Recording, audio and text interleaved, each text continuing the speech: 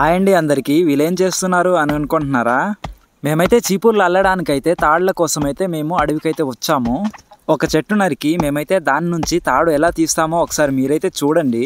ఇలాంటి చెట్లు అయితే అడవిలో చాలా రేర్గా అయితే ఉంటాయి, చాలా తక్కువగా అయితే ఉంటాయి అన్నమాట. అంతగా అయితే కనిపించవు. ఇదిగో ఆకులు అయితే ఇలా ఉంటాయి చూడండి. చూడండి మేము ఏ విధంగా అయితే తాడు తీస్తున్నామో. ఇవి సాపుగా ఉంటే చాలా ఈజీగా అయితే వస్తాయి.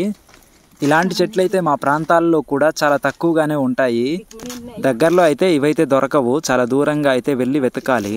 మేమైతే చీపుర్లు అల్లడానికైతే ఈ ఒక్క చెట్టు నుంచి అయితేనే తాళ్ళు అనేవి తీస్తాము.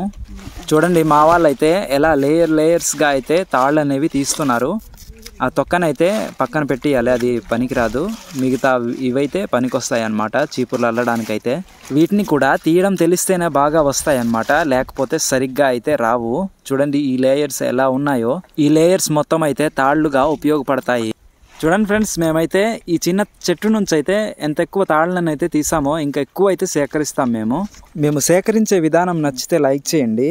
మాకైతే వీటి పేర్లు తెలుగులో అయితే తెలీదు, ఒకవేళ మీకు తెలిస్తే కామెంట్ చేయండి. అలాగే మేమైతే ఇంటికి తెచ్చేసి ఆరబెట్టేసి చీపుర్లు అయితే అల్లుతాం.